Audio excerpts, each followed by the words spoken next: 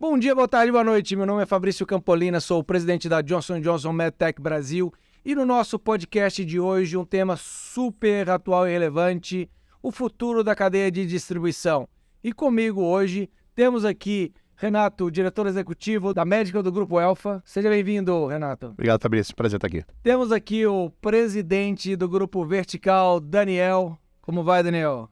Muito obrigado pelo convite, Fabrício. É um prazer estar aqui com vocês. E Débora Rodrigues, diretora comercial da Parcomed. Que alegria tê-la aqui conosco. Obrigada, a alegria é toda minha. Um prazer estar aqui com vocês. E só uma curiosidade para o pessoal aí de casa, o mais novinho de parceria com a Johnson & Johnson é o Daniel com 13 anos. Nós temos aqui tanto o Grupo Elfa quanto a Parcomed, mais de 20 anos de parceria, colaborando nesse ecossistema em prol dos pacientes. Então, uma alegria enorme estarmos juntos aqui. Algumas vezes, no nosso setor, a gente vê operadoras, hospitais, enxergando o canal de distribuição como um intermediário, que é uma visão muito antiga sobre o papel que o canal de distribuição tem dentro do setor da saúde. E acho que se a gente começa a refletir sobre essa visão de ecossistema, todos colaborando, colocando aquele ativo, aquilo que faz de melhor a serviço do paciente, que afinal de contas é para quem todos nós trabalhamos, eu acho que uma visão muito mais atualizada do papel da distribuição é alguém que é absolutamente especializado em logística e que consegue fazer um trabalho com uma custo-efetividade enorme para fazer com que um produto chegue no paciente no momento certo, no local certo. E, obviamente, nos últimos anos, a gente viu o quanto é sofrível quando isso não acontece e o quanto toda a cadeia se estressa quando algo que normalmente funciona relativamente bem se desorganiza. Então, eu queria ouvir de você se é isso mesmo, se essa é a evolução, essa é a forma que o canal de distribuição precisa cada vez mais ser olhado pelo setor de saúde. Não sei se alguém quer começar. Posso começar, Fabrício? Vamos lá, Daniel. Hoje, para mim, o distribuidor ele é muito mais do que um agente logístico, né? Hoje nós percebemos que nós precisamos entrar nos clientes, tanto nas fontes pagadoras como nos hospitais, e entender as dores, né? Hoje tem uma palavra que está bem recorrente, que são os ciclos da receita, né? E a gente percebeu que pela nossa eficiência, a gente consegue ajudar os hospitais a ter um ciclo de receita mais eficiente. Depois, claro, a gente vai falar um pouquinho sobre as questões da digitalização, né? Mas eu acho que o distribuidor hoje ele tem um papel muito mais amplo, né? Aquele papel do distribuidor como um operador logístico, né? Uma distribuidora que entregava material e etc. Isso aí eu acho que ficou um pouco lá atrás, né? Hoje, o pessoal que trabalha na distribuição, né? Uma parte do processo é a entrega do produto, né? Só que você tem vários outros pontos que é dentro do hospital, né? Dentro dos seus clientes, da fonte pagadora, que eu acho que a distribuição tem um papel muito importante. A questão é, nós temos que realmente conhecer o nosso cliente, né? A gente tem que entender os problemas que eles passam, porque eu tinha muito problema dentro da minha operação. Quando a gente começou a entrar para a operação dos clientes, eu comecei a ter uma operação muito mais eficiente. Por quê? Exatamente porque a gente começou a enxergar a questão do ecossistema, né? E eu acho que o distribuidor ele não é um intermediário, né? Eu acho que o distribuidor é uma extensão, né, da indústria. É como o produto da indústria chega realmente ao seu cliente, né? Então, acho que é basicamente isso que eu tinha para comentar. Super interessante a sua visão e eu fico refletindo aqui, né, nesse momento que fluxo de caixa é algo que está sendo extremamente valorizado por todas as empresas, porque diferente de alguns anos atrás, com muita liquidez, a gente está no mercado que o acesso, né, à capital está cada vez mais desafiador.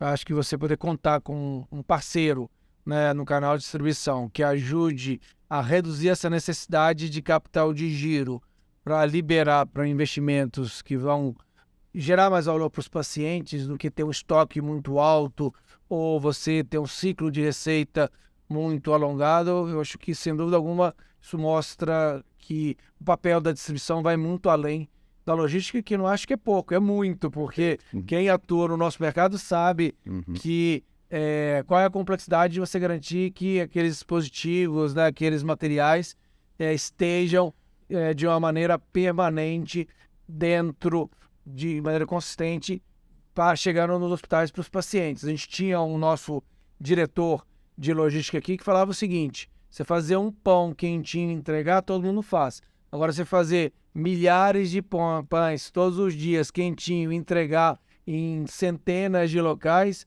aí a gente precisa de vocês. É pior que isso ainda, né? É como tirar o farelo do pão depois e devolver para a padaria. Porque a gente ainda tem esse componente, né? Assim, acho que a nossa prestação de serviço, e eu concordo com o Daniel, vai além da distribuição logística, né? A capilaridade que eu acho que a gente agrega para a indústria, de poder chegar num país do tamanho do Brasil, continental, com dificuldades logísticas diversas que a gente tem, né? É um componente super importante. A gente tem que lembrar que o nosso negócio ainda tem essa volta, né? A gente carrega estoque, né, da indústria para o nosso próprio armazém e a gente carrega estoque para o nosso cliente. Acho que esse componente de financiamento da operação, né, se a gente pensar no sistema de saúde do Brasil, e eu gosto muito quando você fala, Fabrício, de ecossistemas, né? Se a gente pensar no sistema de saúde do Brasil e pensar a importância que a indústria tem e o canal tem para financiar essa operação, é absurdo, né? A gente pensa no ciclo de receita do cliente. Não fôssemos nós hoje, né, a gente pode sim, e acho que a gente tem esse papel de conseguir encurtar esses prazos deles, mas a gente financia isso, né? Porque eles têm, e na falta de liquidez, pior ainda, e com esse capital caro como está agora, pior ainda vai ser, o que a gente está percebendo é isso, assim, a dificuldade dos hospitais se financiarem, eu acho que a gente tem esse papel também. Na prestação de serviço, eu também gosto muito desse modelo de a gente pensar, a gente não é só um parceiro logístico. É exatamente isso, entender, puxa, às vezes eu estou usando um produto por desconhecimento. Podia usar algo melhor, né, para ter um outcome melhor de saúde, e esse é o nosso papel também, levar conhecimento, educação, puxa, que tal utilizar assim, utilizar assado. Então, eu também acredito, assim, para mim vai bem além da logística, acho que a gente pode agregar mais valor, e aí, como tudo na vida, assim, se a gente está de verdade agregando valor na cadeia, a gente é percebido diferente. Eu acho que a gente tem que ter esse tempo. Eu percebi, né, assim, em 17 anos assim, nessa indústria, eu sempre estive do lado da indústria. Sempre montando operações mais diretas, por coincidência, né? E estou tendo essa sorte de estar desse lado de cá. Assim, eu vejo o quanto essa área e essas empresas de distribuição amadureceram nesse período. Assim, acho que, como outros negócios no Brasil, tem uma profissionalização importante do empresariado mesmo, né? Assim, então, eu vejo essas empresas que estão aqui na mesa hoje mais organizadas, com sistemas de financiamento mais organizados, com cuidados com equipes, RH, etc. Então, acho que isso também vai deixando a gente mais afável para todo o ecossistema enxergar, né, que o distribuidor, o parceiro, ele agrega valor na cadeia. E acho que é bem interessante ouvindo vocês e refletindo sobre como a coisa tem evoluído, né? Se a gente fosse, talvez uns 10 anos atrás, os distribuidores não se diferenciavam muito. E hoje aqui na mesa conosco aqui, né, a gente tem o Grupo Elfa, que se não for o maior, é um dos maiores grupos de distribuição com presença nacional, com uma enormidade de linhas, tanto farmacêutica quanto médico devices. A gente tem o Grupo Vertical também, com praticamente presença nacional focado em ortopedia. A gente tem a Parcomed, especializado em capilaridade Paraná e Santa Catarina. A gente já vê uma evolução muito grande desses modelos, cada um ocupando espaço e resolvendo uma dor necessária dentro, né, do nosso setor de saúde. E você, Débora, quando você ouve um pouquinho, né, os colegas comentando aqui, imaginando os seus clientes que estão lá no interior, né, do Paraná, de Santa Catarina, você levando as suturas para poder permitir que eles consigam estar atendendo os pacientes dele. Como você vê que a Parcomed vai além só de logística? Então, Fabrício, na verdade, essa questão da logística, né? Eu estava escutando os colegas falarem e a logística, eu acho que para nós hoje ela a gente tem essa obrigação de ter essa rapidez, né? A indústria hoje precisa de nós por isso, né? Então, eu vejo a questão do valor, assim, eu acho muito importante. Eu vou trazer para o meu exemplo do dia a dia, assim, né?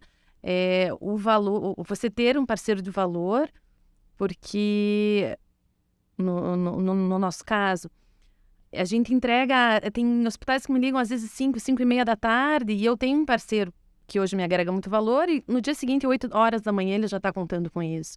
Então, eu acho que essa questão da logística, apesar do nosso negócio ser um pouco mais rápido, né? Não tem a logística reversa, né? Ela é essencial, que foi o que fez que nos deu muita credibilidade, porque a qualidade de produto vocês têm, né? Então, a nossa obrigação é a divulgação, é claro, e essa entrega rápida, que hoje no Brasil a gente sabe que é difícil, né? Com as nossas estradas, enfim, né? Eu tô adorando te ouvir, porque eu não vejo você entregando logística, você está entregando paz de espírito. E eu sei que isso é verdade, porque quando a gente sai, né, no território lá e ouve seus clientes, eles pensam na Parcomed, acho que eles pensam em paz de espírito. Eles sabem que, putz, esqueci de ter aquele produto, vou ter a cirurgia amanhã, eu vou ligar para a Débora, ela vai me salvar, e liga, e tá lá 8h da manhã o produto. Sim. Né? E, obviamente, muitas vezes para poder levar esse produto nesse momento às 8h da manhã, né, para a mágica acontecer, é muito esforço e muita dedicação. Então, a gente está falando, né, de paz de espírito, muito além de logística. Né? A gente está falando de ajudar a diminuir eficiências, liberando, né, fluxo de caixa, né, e toda a questão, né, de uma visão muito mais ampla né, da operação que é levado para esse processo. Isso é muito legal. Agora, queria mudar um pouquinho aqui e falar sobre o meu assunto preferido, que é a transformação digital. Né?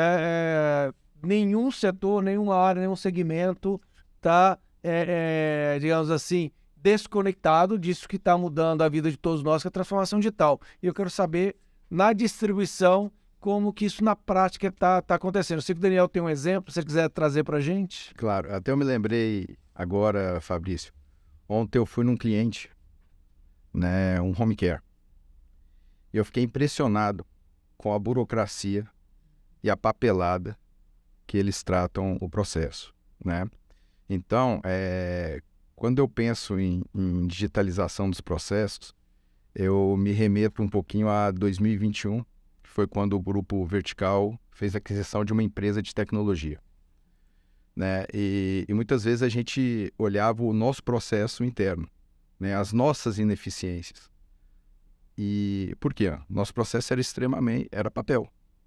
Né? Todo o nosso processo era papel. E isso ocasionava uma ineficiência, uma demora nos processos, nos fluxos, né? Inclusive para a gente conseguir faturar uma cirurgia.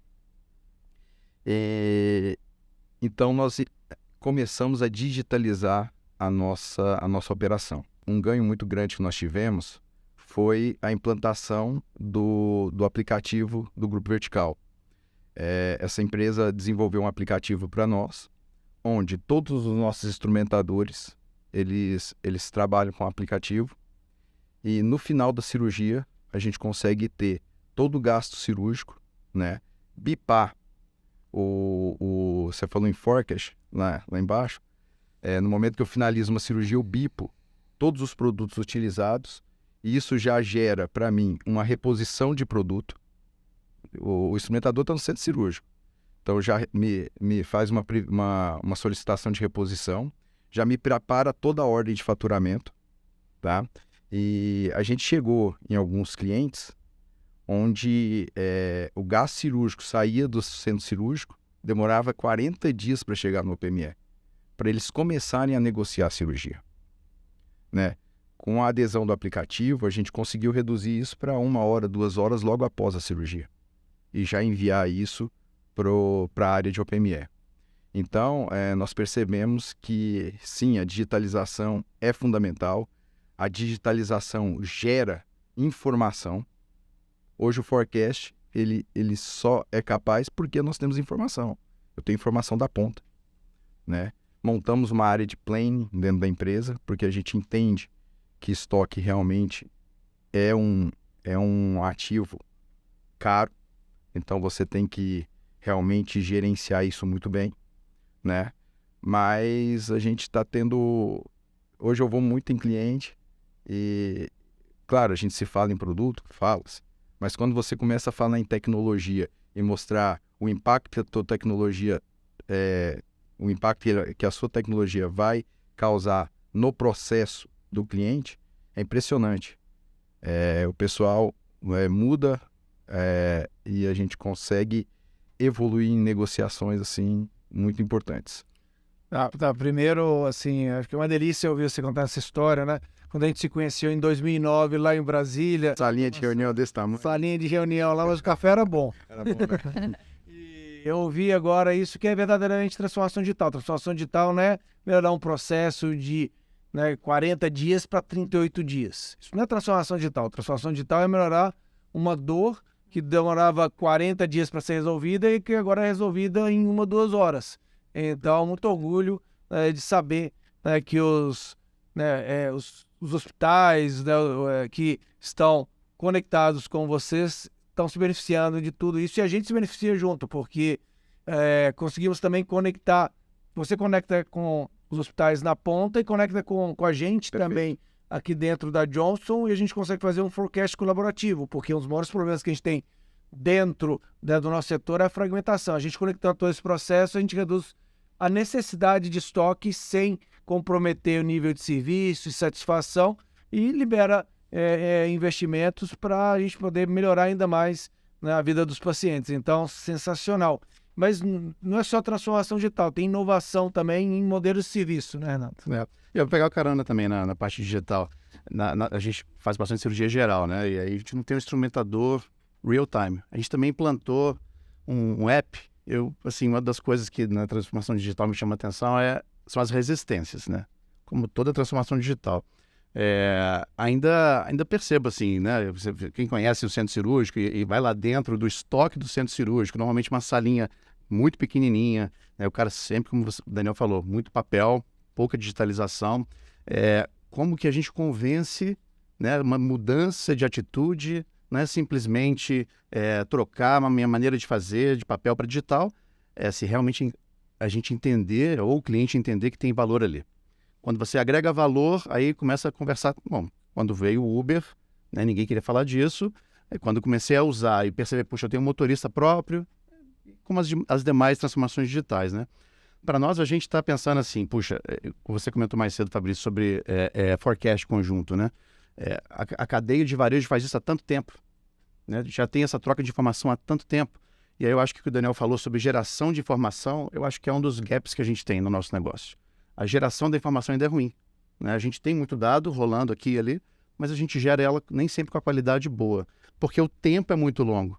Se eu penso hoje no consumo cirúrgico de uma cirurgia geral, às vezes me dá 30, 40 dias para eu saber que aquele produto saiu do estoque do centro cirúrgico, que estava lá em consignação, e foi aplicado, foi usado. Então, como que eu tenho qualidade nessa informação que se perdeu tanto tempo? Sem falar do custo do capital, etc., né? Um dos investimentos que a gente está fazendo é em monitorar real-time o nosso estoque consignado. Nós temos aí algumas centenas de hospitais com estoques nossos, né? E que eu tenho muita pouca informação do que acontece, quando que a caixa foi aberta, porque eu não estou presente na hora da cirurgia. Mas tá bom, a gente está usando tecnologia, RFID, antenas, etc., e aplicativos para tentar, olha, houve o consumo, puxa, já estou sabendo, pelo menos eu tenho informação, houve um consumo. Ainda não sei muitos detalhes, mas eu vou lá conferir. E isso começar a alimentar também o forecast, porque sem dúvida nenhuma, de novo, falando do capital, é uma dor muito grande que a gente tem hoje de manter um estoque tão grande, porque a gente quer estar lá na hora da cirurgia, né? O paciente precisa do produto, a gente tem produtos para emergência e eletivas, né? Então, quanto mais informação puder gerar, melhor, né? E, de novo, agregar valor para o nosso próprio negócio, melhorar o nosso processo, eu gosto disso que você falou, Daniel, e, em consequência, eu posso gerar valor para essa cadeia toda, porque o hospital pode se utilizar disso. E aí significa que eu vou ter mais capital para poder entrar em mais hospitais, talvez com mais consignados, e aí, de novo, aí sim a gente começa a girar e aumentar o acesso, né? E aí agregar também para a indústria mais valor, né? Mas no teu ponto, Fabrício, sobre modelos de negócio, né? Voltando de novo, de 20 anos atrás, a distribuição clássica, né? Eu compro e revendo, fazendo minhas margens, né? Tem tudo sido muito achatado, né? De novo, o sistema de saúde brasileiro, ele ele está sofrendo e vem sofrendo há muito tempo com sua forma de se financiar. Entre os planos de saúde, o operador, o próprio paciente, as empresas que bancam os planos de saúde. Boa parte do segurado hoje é assegurado pelas empresas. Se você pensa tudo isso, todo mundo está achatando demais e aí as margens vão ficando mais apertadas. Isso significa o quê? Que a gente tem que ser inteligente, né? Eu acho que também vem da indústria, desse amadurecimento aqui no Brasil, de como a indústria, especialmente a Johnson & Johnson, como ela enxerga os parceiros, realmente como parceiros, a gente consegue abrir muito mais esse diálogo. Porque não é assim, puxa, quer levar meu negócio? Opa, vai levar um cliente que é meu? Não. Como é que a gente gera de novo? Volta na história do valor. Como que eu gero? Puxa, eu tenho aqui um território, a gente está tendo uma experiência agora, né, no estado do Maranhão. É um território que não está ficando muito de pé a conta para uma distribuição clássica. Não está ficando de pé. Mas eu quero ajudar, eu quero entrar. Como é que a gente monta junto isso? A gente faz um business case juntos, pode ser mais em geral, pode ser outras formas de prestação de serviço, quem carrega o capital, quem carrega o custo da inadimplência, tudo isso antes era muito segregado, né? Tinha uma parede muito grande entre a indústria e o parceiro. A gente não conversava tanto sobre isso. Eu tenho meu negócio, você tem o seu, tem que ficar de pé, cada um com o seu negócio. Quando a gente começa a romper um pouco essa parede, e aí eu gosto de novo da ideia do ecossistema, a gente entende que a gente faz parte de algo mais amplo, aí eu acho que isso pode também descortinar muita coisa. A luz entra na sala, a gente pode olhar, opa, não tinha pensado nisso. Será que eu preciso fazer esse percentual de margem mesmo que eu imaginava? Não, eu consigo trabalhar com isso aqui porque eu não vou ter esse custo, não vou ter aquele risco, quem vai tomar mais risco, quem não vai tomar risk sharing, etc. Então eu vejo muito, com uma visão muito apaixonada isso, porque, de novo, para mim é um amadurecimento, tanto no mercado brasileiro, quanto, de novo, passa pela transformação digital, sim ou sim, porque a gente, de novo, vai ter que ter mais informação, mais troca, mais rápido. Eu acho que a digitalização ajuda a gente nisso também. Renato, acho que é perfeito esse ponto que você falou. Acho que talvez 15 anos atrás, com outro nível de imagem, havia espaço para desperdício, havia espaço para uma atuação fragmentada. Hoje em dia não tem mais como. E acho que essa colaboração que você está comentando, da gente focar no problema, como a gente resolve a questão, pensar alternativas para conseguir ver a melhor forma de atender aquele cliente, aquela região, aquele paciente, acho que isso é fundamental. E esse compartilhamento de dados, porque afinal de contas, às vezes não tem o dado, está tudo no papel, às vezes o dado existe, mas não é compartilhado. No final das contas, eu acho que a gente tem que trabalhar focado em reduzir esses desperdícios. O grande adversário em comum para todo mundo no setor de saúde é o desperdício. E obviamente, a gente precisa trabalhar nisso. E, Débora, você, né, nessa sua missão de paz de espírito, você tem, né, uma força de vendas atuando, né, em todo, né, o interior do Paraná, Santa Catarina. E como é que você faz para garantir, né, efetividade de força de vendas, que eles estão onde eles vão gerar maior impacto? Como que você trabalha isso, né, como uma visão mais atual de gestão de força de vendas na distribuição? A tecnologia hoje me ajuda muito nessa... Eu tive uma virada de chave com a tecnologia na minha produtividade da equipe de vendas, porque hoje, Fabrício, eu abro a tela do meu computador, eu tenho o controle de onde toda a minha equipe de vendas está. Então, essa virada que a gente teve foi muito importante, não porque eu quero aquela cobrança mas eu senti da parte externa mesmo, eles se sentiram mais valorizados, mais compromissados, né? Então, eu acho que a tecnologia, ela nos ajudou muito nessa questão da produtividade. Mas, sabe, tem uma coisa que eu penso, assim, hoje a gente tem muita informação, né? A gente fala em tecnologia, a tecnologia nos traz muita informação. E a gente está deixando, e a gente aproveita muito pouco disso. Então, eu acho que a gente conversar, né? Até aquela troca com teu colega do lado, compartilhar mesmo essas informações, eu acho que isso é um ponto muito importante hoje em dia, a gente conversar com quem está do nosso lado, porque essas informações, às vezes elas se perdem, né?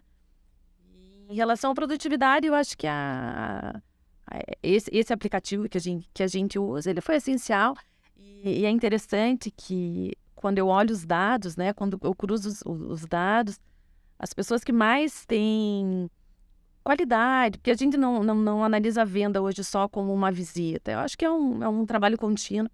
E quando eu analiso, são os mais produtivos, são os que maior têm visitação. Então, e isso é o que a tecnologia nos trouxe. Hoje eu tenho todos esses dados, 2 horas eu resolvo a minha supervisão, né, em equipe de vendas. Tudo através da tecnologia, né? São mais simples sabendo otimizar, né, esses dados. O colaborador deve também sentir valor, né? Assim, Então, porque senão exatamente, é mesmo fator da exatamente. resistência, Porque é bem isso, porque às vezes porque é difícil, né, no campo, que não sabe, a gente tá no interior, nossa, menino lá em Chapecó. Então, eles passaram a se sentir valorizados, assim, pô, ela tá vendo, se eu não fizer ela... Então, e na verdade não sou eu, né?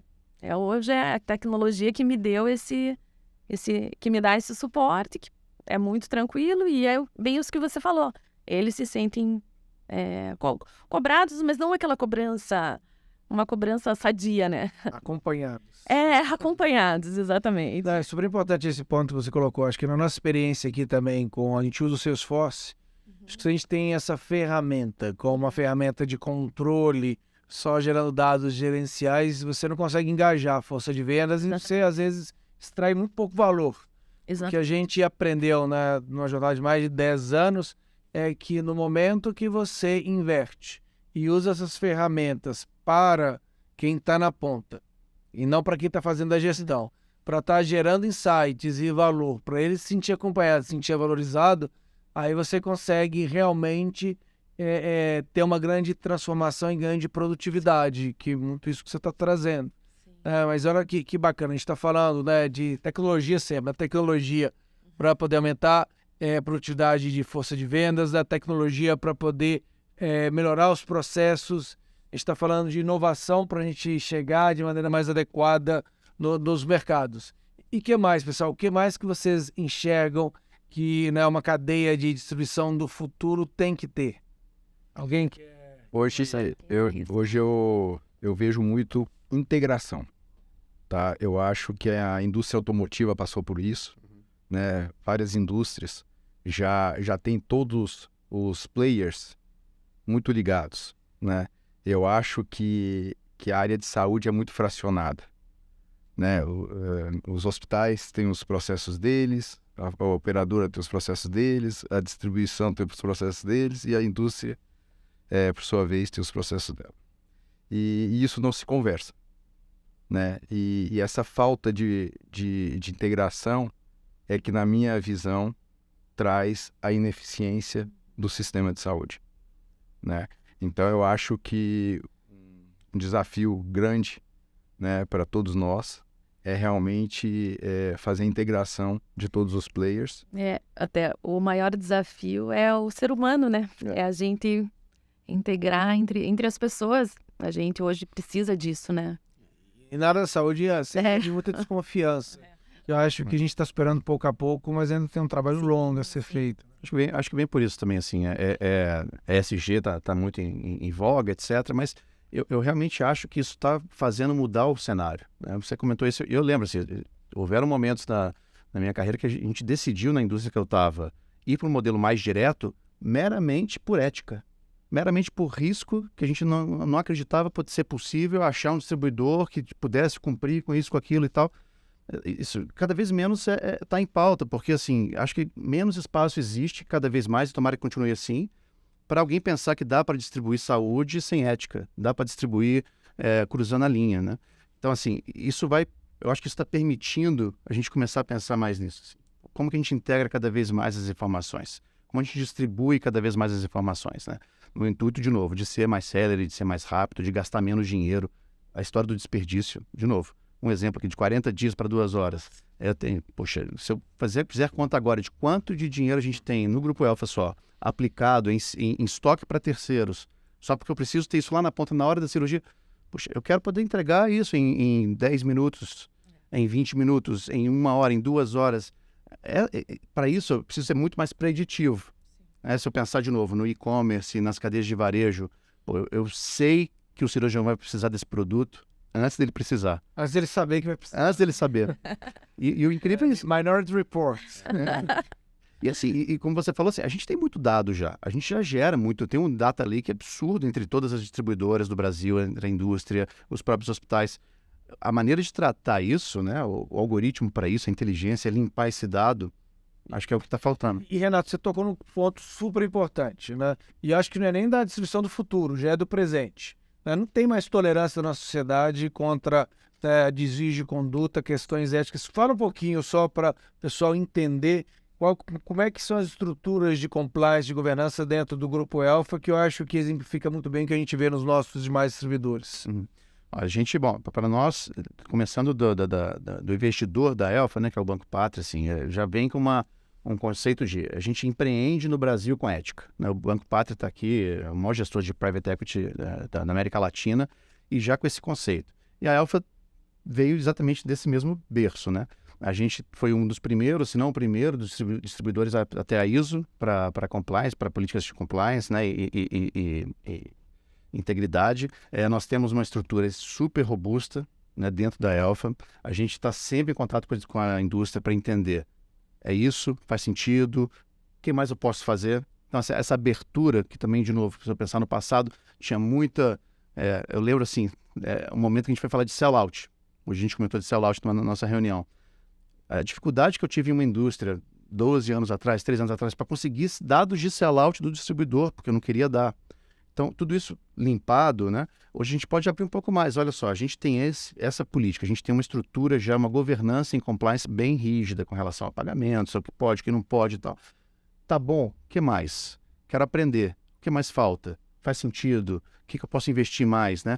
E, de novo, eu acho que a gente se sente menos solitário num ambiente tão hostil, que é o ambiente que a gente convive hoje, né?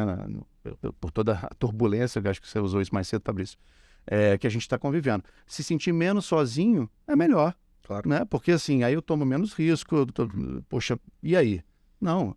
Então, assim, a gente tenta muito investir esse tempo para não ter pergunta errada, não deixa de perguntar antes de fazer, né? Tenha sempre um espaço, não retaliação total. Então, assim, a gente tem uma política de não retaliação absoluta para ter esse cuidado, né? E poder manter um ambiente leve, tranquilo, que a distribuição tem a mesma preocupação que a indústria tem com a integridade, ética, compliance. E eu acho que essa questão da governança de compliance, ela é fundamental. E isso está nos trazendo muitas oportunidades dentro das fontes pagadoras, dentro dos hospitais, exatamente pela transparência das relações, né? Então, eu acho que concordo em gênero, número e grau com tudo que tu falou, né? Eu acho que uma governança de compliance é extremamente importante e isso realmente gera valor, tá? Gera valor e o mais importante é que empresas transparentes, com ética, né, levem o seu produto ao paciente, que é o objetivo aqui de todo mundo. Sem dúvida.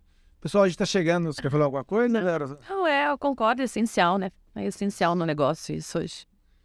E pessoal, a gente está chegando ao finalzinho aqui do nosso podcast. Sempre no final a gente pede para os nossos convidados falar um filme, um livro ou uma música que gostariam de recomendar para a nossa audiência. Eu queria saber quem quer começar com alguma dica. Alguém quer começar? Eu posso falar. Eu acho que tem uma música que ela marcou muito na minha vida, assim, que é What a Wonderful World. Que ela foi regravada, né, por vários artistas. Que eu acho que é isso, que realmente, que o mundo é lindo. Eu acho que a gente tá aqui para isso, a gente que trabalha para essa área de saúde, ainda mais ainda, né? Então é uma música que como que eu vou dizer? Que é como eu vejo o mundo mesmo. Ou seja, a gente trabalha, mas o nosso propósito tem que ser divertido, a gente tem que estar feliz. Exatamente, exato. Não, adorei. Vou ouvir essa música depois que a gente sair daqui. Já ouvi várias vezes, claro. Eu tenho um filme que eu acho foi impactante, né? Foi na época que eu fazia MBA e eu assisti ele, que é Fome de Poder, tá? Que é o filme do McDonald's, né? Que conta a história e fala... E aí ele conta toda a história do McDonald's, fala como o McDonald's montou todos os seus processos, né? Para se tornar eficiente, rápido. E depois a visão de negócio, que o McDonald's não era um vendedor de hambúrguer, e sim, né, era uma empresa imobiliária, né? Então foi um filme que me impactou bastante. Então a minha dica é essa aí. Vou ver. Muito bom esse filme. Eu vou falar, é um livro já bem conhecido, eu já dei algumas vezes de presente para funcionários meus, assim, Começa pelo Porquê, Simon Sinek, um cara famoso, mas tem um pouco a ver com esse mundo maravilhoso, tem um pouco a ver com isso, assim, as empresas que conseguiram fazer com que o porquê fosse mais importante. E a gente às vezes esquece os porquês, a gente começa a fazer e esquece o porquê. Então, uma boa recomendação, se possível, ouvindo Mumford & Sons, que é uma banda que eu gosto muito também. Dupla recomendação, adorei. Da minha parte, eu vou falar um livro que me impactou muito durante minha formação, que chama-se A Meta, que fala muito sobre a complexidade da produção. Acho que se alguém começar quiser ter um pouquinho de entendimento de o quão difícil é você gerenciar toda uma cadeia logística para garantir que você não tem excessos de inventário, excesso de desperdício, o mínimo de eficiência e garantir que aquele produto está lá na hora certa, esse livro, A Meta, ele realmente é transformador no entendimento desta complexidade. Então, essa é a dica que eu queria deixar. Né? Foi uma delícia a nossa conversa aqui. Muito obrigado, Débora, Daniel, Renato. Que prazer enorme recebê-los aqui no nosso podcast. Aprendi demais com vocês. E para o pessoal que está aí em casa, espero que vocês tenham curtido tanto quanto eu curti. Eu acho que ficou muito claro que não é nem a do futuro, a distribuição do presente, ela tem, sem dúvida alguma, processos de governança, de ética extremamente estabelecidos, que é o que a nossa sociedade demanda mais do que nunca. E a do futuro vai alavancar a transformação digital para conseguir fazer com que todos os processos eles funcionem da melhor forma possível para garantir que sempre o produto esteja disponível para o paciente no momento certo, na hora certa e no local certo. Um grande abraço a todos e até a próxima.